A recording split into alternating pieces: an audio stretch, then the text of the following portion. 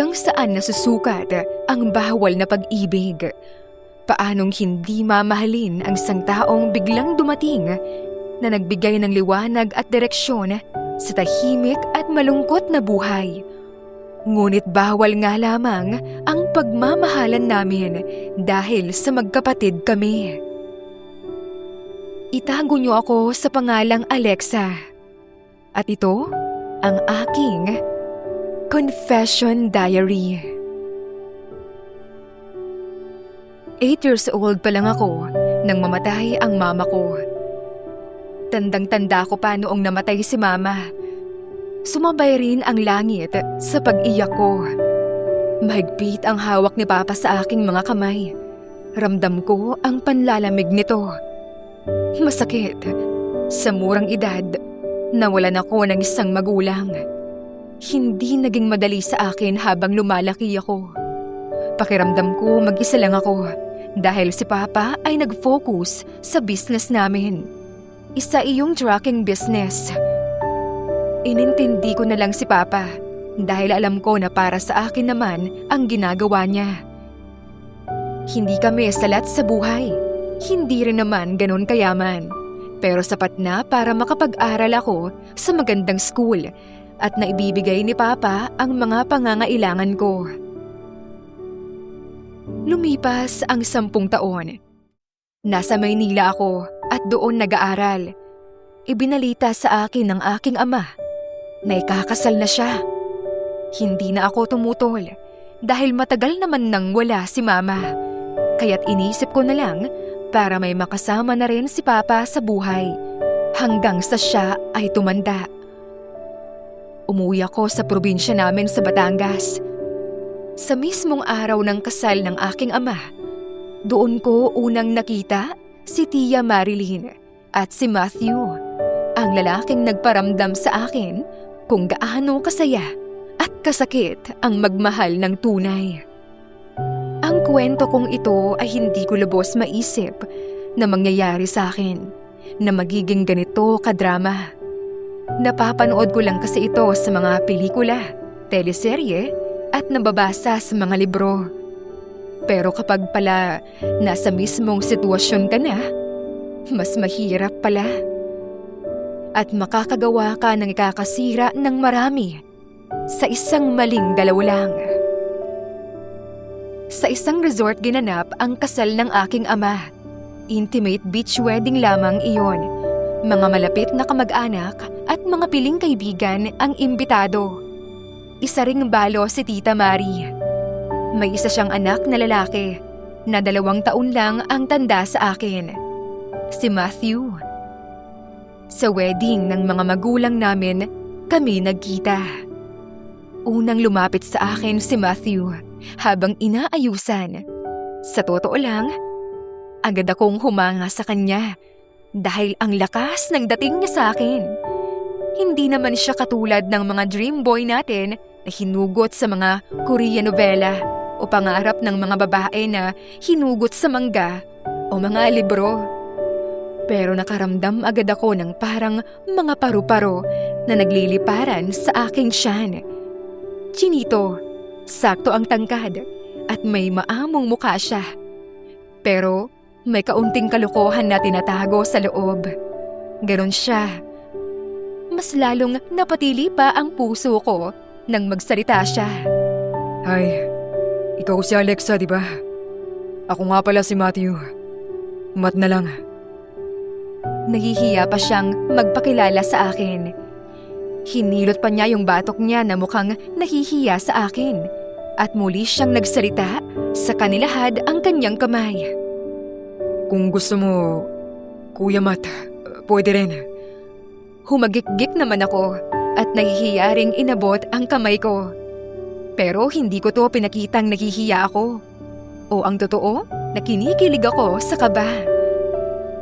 Hello, Kuya Matt. Oo, ako si Alexa. Parang may kuryenteng dumaloy sa akin na hindi ko maintindihan kung ano yon.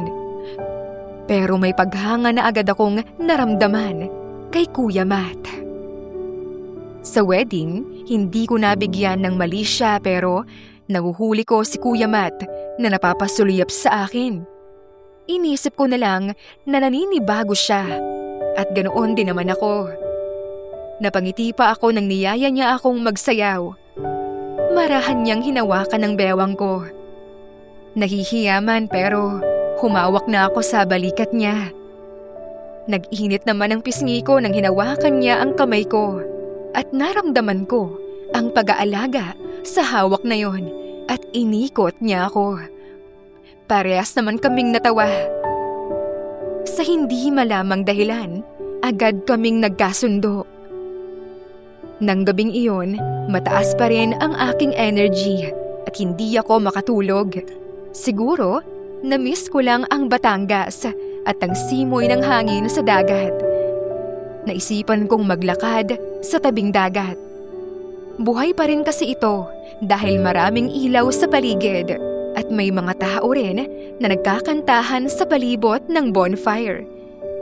Hindi ko naman inaasahan na naroon din si Kuya Matt. Oh, Alexa, hindi ka ba makatulog? Oo, kuya. Namiss ko siguro ang probinsya. Ngumiti lang siya. Ewan ko ba kung bakit pero bahagyang nag-init ang pisngi ko. Mabuti ay gabi na kaya medyo hindi halata. Tara, lakad tayo doon. Turo niya doon sa kubo-kubo na pwedeng umupo. Naupo kami doon. Malamig ang simoy ng hangin. Ang mahaba kong buhok ay sumasabay sa pagpagaspas. Tahimik ang gabi. Tanging tunog ng alon at ugong ng mga tao at tunog ng gitara nila ang maririnig sa hindi kalayuan. Namiss ko ang ganitong katahimikan. Nagsalita naman ako. Alam mo ba, pangarap ko noong bata ako na magkaroon ng kapatid. Kaso hindi yun natupad eh. May sakit na pala si mama noon. Sabi ko habang nakatingin sa maliwanag na buwan. Talaga? Baka naman ako ang nakatadhana sa'yo. Napahinto siya roon at nilinis ang lalamunan niya. Na maging kapatid mo. Banayad ang ngiti ni Kuya Matthew nang napatingin ako sa kanya. Sandaling tumahimik ang pagitan namin. Ngumiti lang ako, hindi ko alam kung paanong sasagot. May kung anong pintig naman na dahan-dahang kumalat mula sa puso ko hanggang sa mga dulo ng daliri ko na hindi ko maintindihan. Siguro nga, mahina kong sagot at halos matangay ng hangin sa naramdaman kong kaginhawaan. Walang nagsalita sa amin, pero sapat na ang katahimikan na yon para maramdaman ko ang presensya niya sa tabi ko. Magkalapit kami pero hindi nagdidikit ang mga balat. Parang pareho kaming may iniingatang linya na ayaw tawirin sa hindi malamang dahilan. Maya-maya pa, hinubad niya ang suot niyang jacket at marahang ipinatong sa balikat ko. Malamig, baka sipunin ka. Tumangulang ako. Ayokong magsalita. Baka kung ano pa ang masabi kong mali. Hinawakan ko ang gilid ng jacket. Naamoy ko ang halimuyak ng kanyang pabango. Parang bagay sa amoy ng alat dagat. Ewan ko ba? Pero bigla akong kumalma. Tahimik kaming nakatingin sa dagat, sa buwan, sa mga ilaw na kumikislap sa malayo. Walang pilit na usapan, pero parang ang daming sinasabi ng katahimikan. Napansin ko na sabay ang pag-indayog ng paa namin sa buhangin. Hindi sinasadya pero pareho ang galaw. Napangiti ako sa maliit na detalyeng iyon. Masaya ako. Bigla siyang nagsalita at nagpatuloy. Hindi na mag-isa si Mama at may kasama na rin ako. Napatingin ako sa kanya. Nakatitig pa rin siya sa dagat, pero seryoso ang tono ng boses niya. Ako rin, masaya ako, kahit bago ang lahat ng ito sa akin. Nagtagpo ang tingin namin sandali. Walang mali siya yon. Pero may kung anong tahimik na kasunduan sa gabing iyon. Sapat na ang simpleng ngitian namin. Ilang sandali pa ay tumayo na siya. Balik na tayo. Baka hanapin ka na nila. Tumango ako at tumayo rin. Habang naglalakad kami pabalik, at sa bawat hakbang namin sa buhangin, doon ko unang naisip na minsan pala, ang kilig hindi palaging maingay. Minsan, tahimik lang siya. Dahil ito ay mas totoo. Lumipas ang isang linggo. Tapos na rin ang summer break. Naubusan naman ako ng slot ng dorm. Nakalimutan kong mag-renew. Nasa Maynila na ako at wala akong matitirhan. Kaya tinawagan ko si Kuya Matthew. Sinabi ko sa kanya kaagad ang problema ko. Agad naman niya akong sinundo kung nasaan ako. Dinala niya ako sa apartment niya. Napansin ko kaagad ang numero ng apartment. Apartment 143. Maliit lang ang apartment pero pwede na. Kasi may 2 kwarto.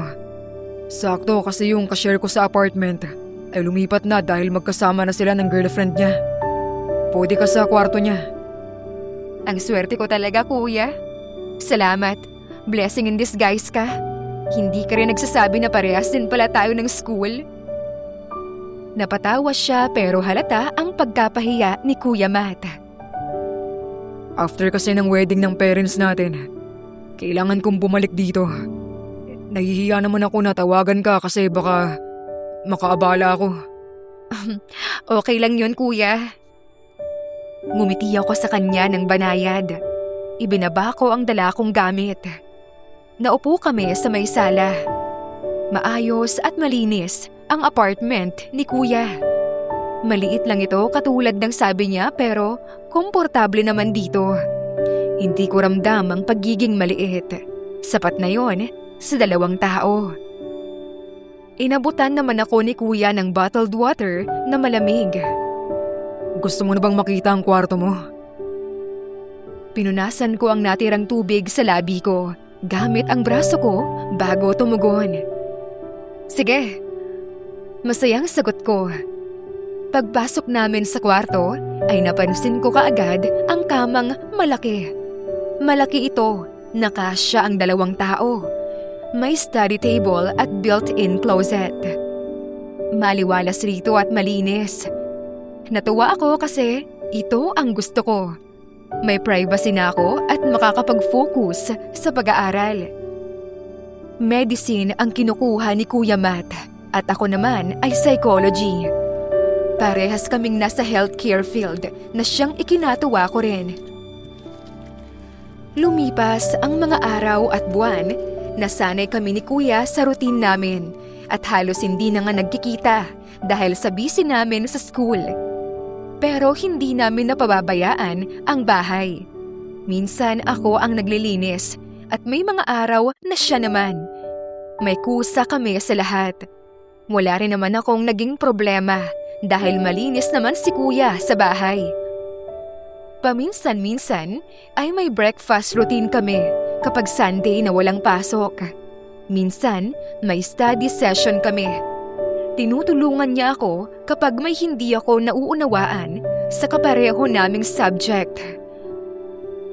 Masaya ako kasi nasosolo ko siya. Nasosolo ko ang crush ko, si Kuya Matthew, ang step brother ko. Pero isang gabi, nakarinig ako ng ingay sa kwarto ni Kuya. Ungol iyon ng isang babae. Bumaba ako ng kama ko at dahan-dahang lumabas ng kwarto ko.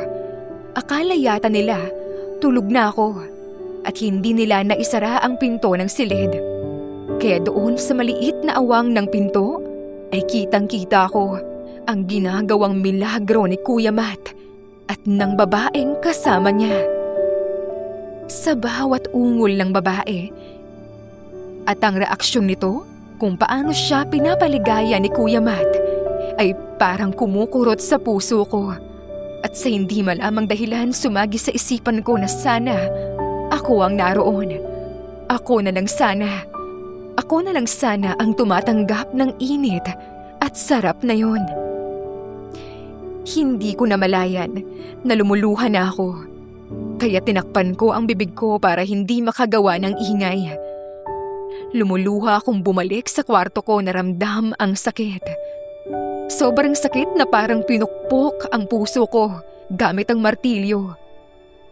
Kinuha ko ang headset ko at nilagay ito at nagpatugtog ng malakas na music para hindi ko marinig ang mga ingay nila sa kabila. Kinabukasan, tanghali na akong nagising.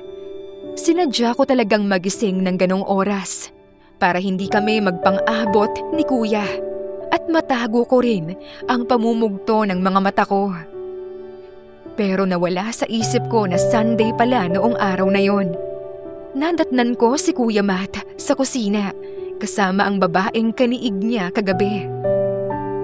Tumamlay bigla ang itsura ko pero hindi ako nagpahalata. Ngumiti ako sa kanila ng mapait. Nakaupo sila ng magkatabi sa may mesa at nagsusubuan pa. Napansin naman ako ni Kuya. Alexa, join us! Masaya niyang pag-aaya sa akin. Lumakad ako papalapit pero hindi sa kanilang direksyon. Dinaanan ko sila at kumuha ng cereal sa cabinet pati ng bowl. Hindi ko pa rin sila nililingon o kahit pinapansin. Kumuha ako ng gatas sa may fridge at ibinuhos ang gatas sa may cereal ko. Alexa, Mahinahong tawag sa akin ni Kuya Matt. Sapat lang ang boses niya para marinig ko siya. Doon na ako napalingon sa kanila.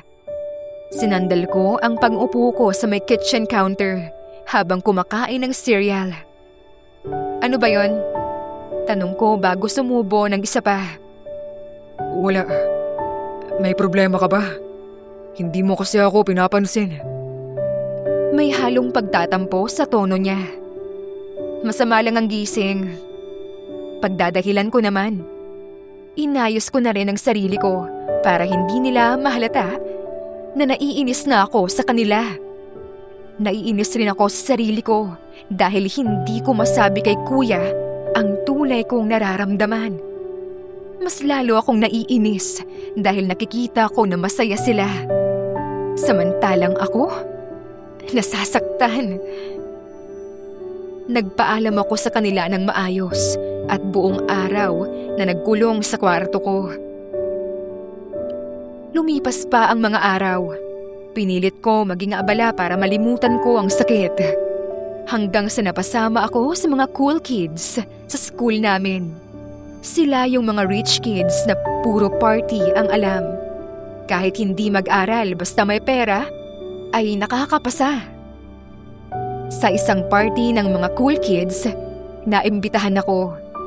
Todo naman ang kapit ko kay Hana. Nakaklase ko sa isang major subject ko. Hindi ako sanay sa ganito. To be honest, first time kong umattend ng gantong mga party at school bahay lang din kasi ako. Another thing is, my hymen is still intact. Yes, virgin pa ako. Hana, uwi na lang kaya ako. Girl, ano ka ba? Ito na nga yun oh. Magiging belong na tayo sa inner circle. Nakatanggap naman ako ng text kay Kuya Matt. Alexa, nasan ka? Hindi ko na sana sasagutin pero parang nagkaroon ng sariling isip ang daliri ko. Frat house party. Reply ko. Ilang saglit lang may lumapit sa akin na isang lalaki. Si Dave. Siya ang campus heartthrob ng school. Bukod kasi sa gwapo na ito, ay mayaman din. Alexa, right? Wanna get out from here? Suwabing tanong niya. Napaawang lang ako ng mga labi. Hindi ko alam kung anong isasagot ko. Hanggang sa, itinulak na ako ni Hana at kinikilig pa siya habang siya na ang nag-decide para sa akin. Oh yes, gusto niya syempre. Nag-aalangan pa ako pero hinigit niya na ako at dinalan niya sa bakanteng kwartong naroon. Doon niya ako itinulak sa kama at biglang kumubabaw sa akin. Dave! Let me go! Shut up! Ang arte mo naman. Ayaw mo ba na may mangyari sa atin? Pangarap ako ng maraming babae. Pilit akong pumipiglas, pero sobrang lakas niya. Hindi ko kayang kumawala. Hanggang sa sinakal niya ako. Wala akong magawa. Ramdam ko na unti-unting kinakapos ako ng hininga. Pakiramdam ko, iyon na ang huling buhay ko. Kuya! Help! Kapos hininga kong sambit. Hindi ko na alam ang sumunod na nangyari dahil naaninag ko na lang na biglang tumalsik si Dave at nawala sa ibabaw ko. Rinig ko lang na may nagkakagulo sa paligid habang malalalim ang hinga ko at umuubo-ubo. Get away from my sister! You fucker! Sabay suntok ng malakas kay Dave. Tinulungan akong tumayo ni Kuya Matt. Hindi pa rin okay ang paghinga ko at kinakapos pa rin ako. Pero inalalayan niya ako. Isinakay niya ako sa kotse niya. Sa loob ng sasakyan, walang nagsasalita. Tanging aircon at ang mahinang tunog ng mga sasakyan sa labas ang naririnig. Dinig ko rin ang hindi ko maayos na paghinga at ang puso kong dumadagundong pa rin hanggang ngayon. Binasag ni Kuya Matt ang katahimikan. What were you thinking, Alexa? Bakit pumunta ka sa frat house na yon? Alam mo naman na maraming balita sa school natin na notorious ang bahay na yon, na maraming masasamang nagaganap. Sermon sa akin ni Kuya. Halatang galit ito dahil mahigpit ang kapit niya sa manibela at pabagsak pa niyang binosinahan ang nasa unahan naming sasakyan. Hindi ako nakatingin sa kanya at niyuko ko lang ang ulo ko habang mahigpit na kumapit sa seatbelt. Nagsimula akong maluha. Oo, mali na ako. Pero alam niyo yung feeling na gusto mong kumawala sa problema pero may nagagawa ka na akala mo tama pero hindi mo alam na mas nakakadagdag pa pala iyon. Naroon ako sa point na yon. Isang katangahan ang tawag doon. Sa totoo lang, pinapagalitan ko rin ang sarili ko. Nakarating kami sa apartment. Nang makapasok kami, doon na kami nagharap ni Kuya. Nilakasan ko na ang loob ko. Kaya ako naroon dahil sa'yo. Nilingon niya ako at medyo gulat siya na nakaawang ang mga labi. Ano? Ano bang sinasabi mo ha, Alexa? Malumanay ang boses niya pero halata mong naiinis pa rin. Kinuyom ko ang mga palad para kumuha ng lakas ng loob. Gustong-gusto ko nang makalimutan ka. Gusto kong malimutan ang nararamdaman ko sa'yo. Gusto kong mawala yon. I tried, Kuya. Pero I kept on coming back to that same feelings. Sa'yo. Kinakabahan kong sambit at dooy mabilis pumatak ang mga luha ko. Mahal kita, Kuya Matt. Patuloy ko sa kanang hina ang mga tuhod ko at sumalampak sa sahig. Hindi siya umimik. Tinulungan niya akong tumayo pero hindi ko akalain ang maririnig ko kay Kuya. Niyakap niya muna ako. Mahal din kita, Alexa. And I hate it when you're ignoring me. You're driving me insane. Nakahinga ako ng maluwag sa narinig. Sobrang galak ng puso ko. Sa mismong gabing iyon ay hindi na nga namin pinalagpas ang pagkakataon. Kay Kuya Matt ko unang naramdaman ang lahat. Ang unang halik na nagbabaga sa init. Ang paglalapit ng katawan namin at ang pagsuko ko sa bandera. Sobrang galing ni Kuya sa kama at napuno talaga ako ng init at ligaya. Masaya ako kasi si Kuya Matt ang una ko. Sa mahal kong tao ibinigay iyon. Sa living room na kami nakatulog dahil sofa bed naman ang nasa living room. Nagising kami ng magkayakap at walang mga saplot sa katawan. Sobrang saya palang gumising sa umaga na may katabi at mahal mo. Matapos na may mangyari sa amin ni Kuya Matt, nagbago ang lahat. Mas naging mapusok kami, pero masaya. Para kaming bagong kasal na mag-asawa. Lagi na kaming magkasabay umuwi at napuno ng pagmamahalan ang munti naming apartment. Ang apartment 143. Alam naming bawal dahil magkapatid kami sa papel. Pero hindi naman kami magkadugo. Yun na lang ang iniisip namin. Hanggang isang umaga, hindi namin ina-expect na darating pala si Tita Marilyn. May susi siya ng apartment dahil kay Tita naman talaga ang apartment na yon. Naabutan kami ni Tita sa sitwasyon na magkayakap kami. Walang saplot sa ilalim ng kumot at mahimbing ang tulog. Anong ginagawa ninyo? Matthew, gumising ka! Bulalas ni Tita. Napabalikwas kami ng gising. Naghihilahan pa kami ng kumot ni Matthew at parehong kinakabahan. Sa sobrang hiya ay nagtago na ako sa ilalim ng kumot. Halos manlumo naman si Tia Marilyn nang kinausap kami. At malaman rin niya na buntis ako ng 2 buwan. Ano na lang ang sasabihin ng mga tao sa ginawa ninyo? Halos umusok ang ilong ni Tita at tinapunan pa kami ng masamang tingin. Ma, mahal ko si Alexa. Pananagutan kong dinadala niya. Kahit mag-working student ako, ay gagawin ko. Matustusan ko lang ang mag-ina ko. Mariing saad ni Matt at puno iyon ng paninindigan. Pinagsiklop din niya ang mga kamay namin sa ilalim ng mesa. Pinisil-pisil pa niya ito na tila ba ay sinasabi niya na I got this. Huwag kang mag-alala. Hindi ka magtatrabaho, Matt. Magpapatuloy ka sa pag-aaral mo rito sa Maynila. At ikaw, Alexa, babalik ka sa Batangas at magpapakasal ka sa mga Rivera. Ha? Tita, ayoko po. Mariin kong pagtanggi. Napatingin ako kay Matt na nangingilid na ang luha. Ma, you can't do that. Yes, I can. Hindi ko pwedeng dungisan ang pamilya natin. And Alexa, alam mo naman na tatakbong kapitan ng papa mo. Malaking kahihiyan ito sa pamilya at pangalan ng papa mo. Madadamay na rin ako doon. Are you hearing yourself, Ma? Pagtataas ng boses ni Matt sa mama niya, halata na ang pamumula ng mukha niya at ilang beses pang umigting ang mga panga niya. Napatayo na rin siya. Ako magdedesisyon dito, Ma. Hindi mo na ako pwedeng mantuhan.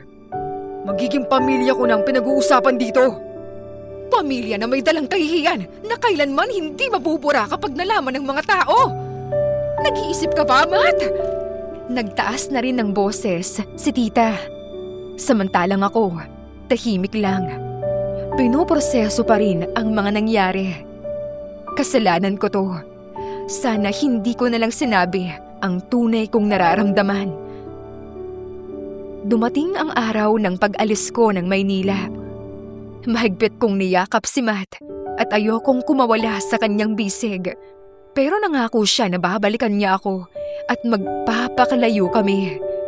Malayo sa mundong pilit na kami ay pinaglalayo. Lumipas ang ilang linggo. Ayoko na rin sanang umasa pa na babalikan ako ni Kuya. Dahil nakahanda na ang lahat, pati ang kasal ko sa anak ng isang mayaman sa bayan namin. Tinanggap ni Gino at ng pamilya niya ang sitwasyon ko. Ayos lang daw na siya ang tumayong ama ng dinadala ko. Pero alam kong business lang naman ang lahat ng ito. May lupa kasi ang mama ko na matagal nang gustong bilihin ng mga Rivera. Maganda kasi ang lugar na tayuan ng commercial building. Sentro kasi ng bayan iyon. Ito ang kapalit sa pagpapakasal sa akin. Sa araw ng kasal ko, habang inaayusan ako sa hotel suite ko, may nag-doorbell. at pinapasok ang isang lalaki na may dalang malaking bouquet. Natatabunan nito ang mukha niya pero pamilyar sa akin ang kanyang bulto. Pagbaba niya ng bouquet, nakita ko si Matt. Malapad ang mga ngiti niya. Alexa, halika na. Madali niyang sambit sa akin at hawak niya na ang mga kamay ko. Marahas naman akong napasinghap. Nagmadali kaming bumaba ng hotel gamit ang hagdan. Pigil ang hininga ko habang tumatakas kami. Mabilis kaming sumakay ng kotse niya. Mabilis lang naman na nawala ako kaya hinabol kami ng mga tao ng mga Rivera. Sa sobrang bilis ng pagpapatakbo ni Matt ay hindi niya napansin na may kasalubong kaming delivery truck at sumalpok kami doon. Nagising na lang ako at una kong nakita ang puting siling. Masakit ang buo kong katawan pero hinawakan ko kaagad ang tiyan ko. Sa gilid ko ay nakita ko si Papa na umiiyak, pati si Tita Marilyn. Naikwento nila ang pangyayari. Ligtas ang bata sa tiyan ko. Pero si Matt, hindi siya nakaligtas. Dead on arrival siya pagdating ng ospital. Hinarang ni Matt ang katawan niya para ako ay mailigtas. Para maligtas kami.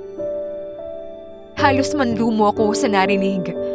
Ang unang pumasok sa isip ko, paano na? Paano na ako? Paano na kami? Paano ko haharapin ang future nang wala si Matt?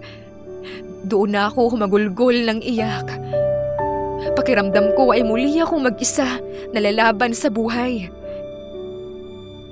Habang lumalaki ang tiyan ko, ay tanging nasa isip ko ay si Matt at ang mga ala-ala naming masasaya.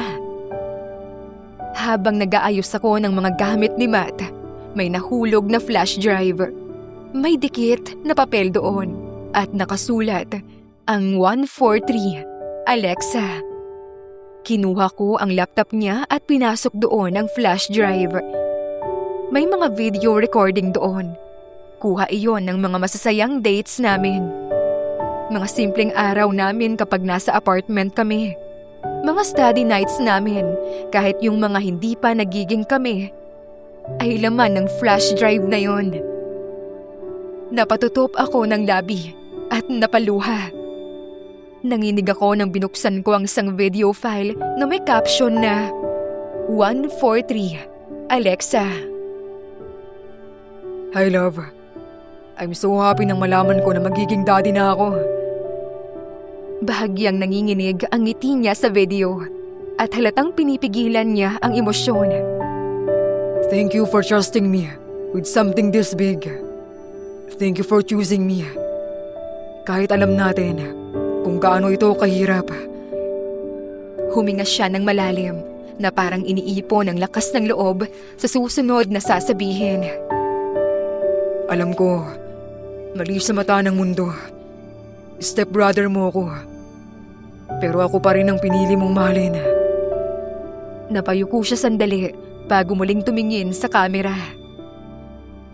Pero Alexa, sa puso ko, hindi kita naging kapatid. Hindi kailanman.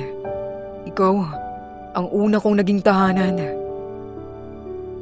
Tumigil siya saglit at halatang nilulunok ang bigat sa dibdib. May guilt ako araw-araw tuwing hawak kita at iniisip ko kung may karapatan ba ako. Kung dapat ba kitang bitawan para maging tama ang lahat. Pero sa tuwing susubukan ko namang lumayo, parang may pumuputol sa hininga ko. Napangiti siya ng bahagya pero may lungkot sa mga mata. Kung sakaling dumating ang araw na hindi na ako pwedeng manatili sa iyong tabi, gusto kong malaman mo na ang pagmamahal ko sa iyo ay hindi kasalanan para sa akin. Ikaw ang pinakamagandang nangyari sa buhay ko. Huminto ang boses niya, parang may iniisip. At kung pinapanood mo ito ngayon, ibig sabihin, hindi na ako nariyan. Napalunok siya. na nangingilid ang mga luha. Huminga siya ng malalim at nagpatuloy magsalita. Sorry kung iniwan kitang mag-isa. Sorry. Kung ikaw magdadala ng lahat ng bigat. Gusto ko sanang kasama kita sa bawat hakbang ng pagbubuntis mo. Sa unang iyak ng anak natin. Sa lahat. Ngumiti siya ng puno ng lambing. Sabihin mo sa baby natin na mahal ko siya. Sabihin mo na ang daddy niya. Pinili ko kayong dalawa. Kahit hanggang huli. Huminga siya ng malalim. Parang nagpapaalam. Alexa, 143. I love you. Noon, ngayon, at kahit sa kabilang buhay. At doon natapos ang video. Bumagsak ang laptop sa kandungan ko habang humahagulgol ako. Yakap ang tiyan ko. Sa katahimikan ng kwarto, para bang naroon pa rin si Matt. Dumating ang araw ng panganganak ko. Nagsilang ako ng malusog na baby girl. Grabe. Para siyang girl version ni Matt. Kaya sobrang saya ko. Pinangalanan ko siyang Zoe. Nang makalabas kami ng ospital, nakiusap ako kay Gino na dumaan na muna kami sa puntod ni Matt. Pumayag naman siya na ihatid niya ako roon. Dala ko ang anak namin ni Matt. Umupo ako sa damo at hinimas ko muna ang lapidan niya na may nakalagay. Matthew de la Corta, a son, a brother, a father. 143. Napaluha ako habang himas-himas ang kanyang lapida. Matt, sana nasa mabuti ka ng kalagayan. Heto pala ang baby girl natin, oh. Katulad ng sinabi mo, kapag baby girl ang anak natin, Zoe ang pangalan niya. It means life. Nabubuhay siya sa'yo, Matt. Salamat sa pagmamahal. Salamat sa lahat. Alagaan mo kami ng anak mo, ah. Kahit sa malayo. Miss na kita, kuya. Love and 143. My stepbrother. Parang may dumamping malamig na hangin sa mukha ko. Nakita kong sabay kaming napangiti ni Zoe. Naging masalimuot man ang pagtatapos ng yugto namin ni Matt, laking pasasalamat ko naman na mabait si Gino sa akin at kalaunan natutunan ko rin siyang mahalin. Hindi niya kailanman sinubukang burahin si Matt sa buhay ko. Sa halip, tinanggap niya na may bahagi ng puso ko na mananatiling ala-ala. Lumalaki ngayon si Zoe na isang mabait at matalinong bata. May ngiti at titig na parang hiniram mismo kay Matt. Minsan kapag tumatawa siya, napapapikit ako dahil para kong naririnig ang halakhak ni Matt sa hangin. Sabi ni Zoe, gusto raw niyang mag-medicine pag nag-college. Gusto niyang makatulong sa mga tao, katulad ng daddy Matt niya. May sarili na rin kaming 2 anak ni Gino. 2 batang lalaki na puno ng ingay at mas lalong naging buhay na buhay ang aming bahay. Mahal ko sila. Mahal ko ang pamilyang meron ako ngayon. Masaya ako sa pagiging psychologist sa isang government mental institution. Dahil sa araw-araw na pakikipaglaban ng mga taong sugatan ang puso at isipan, pakiramdam ko ay may naibabalik akong liwanag sa mundo. Liwanag na minsang binigay din sa akin ni Matt. Ngunit kahit ganon, kahit puno na ang bahay, kahit tahimik na ang gabi, at kahit may ibang lalaking humahawak sa kamay ko, may isang pangalan na mananatiling mahina ngunit malinaw na tibok sa puso ko. Si Matt. Hindi siya multo sa nakaraan. Hindi rin siya anino na humahabol sa kasalukuyan. Isa siyang ala-ala na marahan kong inaalagaan at hindi para saktan ako, kundi para ipaalala kung gaano ako minahal at kung gaano kasaya ang magmahal ng buo. Minsan sa ilalim ng buwan, kapag tahimik na ang lahat, binubuksan ko pa rin ang flash drive. Pinapanood ko ang mga video namin. Hindi na ako umiiyak.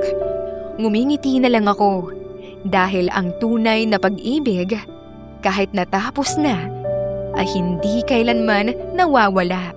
At sa puso ko, si Matt ay mananatiling aking 143. Hanggang dito na lamang po.